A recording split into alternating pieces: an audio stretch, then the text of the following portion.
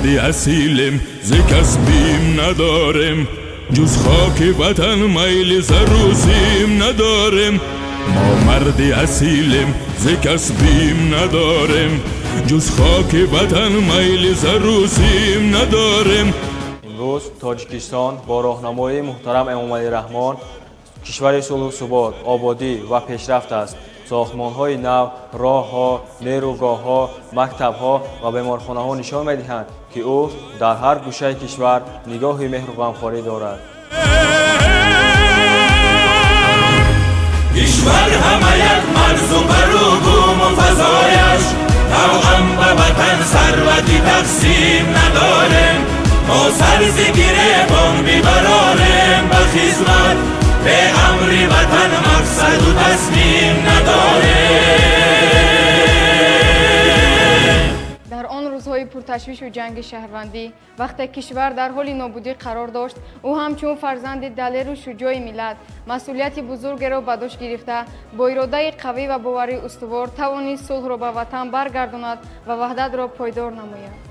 در راه وطن جان بدهیم از سریم ما زین بیش دیگر گوهری تقدیم نداریم. بعد از برقرار شدن صلح و وحدت ملی، پرزیدنت جمهوری تاجیکستان محترم امامعلی رحمان تمام قوه و دانش خود را برای از نوسازی اقتصادیات و آبادی کشور روانه نمود. در طول سالهای راهبری او تاجیکستان از یک کشور خراب شده به دولت استوار و روبروش تبدیل یافت.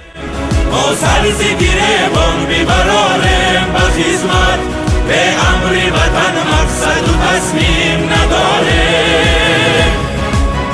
بنیاد نیروگاه برقی آبی، راههای بین المللی، پلهای معاصر، مکتبها، دانشگاهها، بیمارخانه‌ها، آباد شدن دهات و شهر و ناحیه‌ها، همه این گواهی زحمت شبانه روزی او میباشد.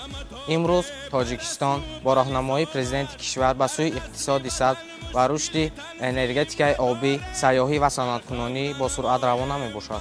خصم نهانی در حفظ وطن ما سر تسلیم نداریم.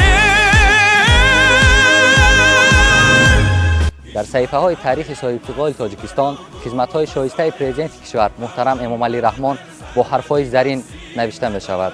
او انسان است که با اراده قوی، مهر وطن دوستی، مهر والای وطن دوستی تمام خدمت‌ها حتی جوانیش را برای این ملت فدا کرد. اندیش همه تابع پرست و به نظامش در نظم وطن مشکل. پرزیدنت کشور محترم امامعلی رحمان نه تنها راهبر دولت بلکه رمز وحدت و افتخار ملت است. در حفظ وطن ما سری تسلیم نداریم. ما فرزندان تاجیکستان با افتخار میگوییم و افتخار ماست.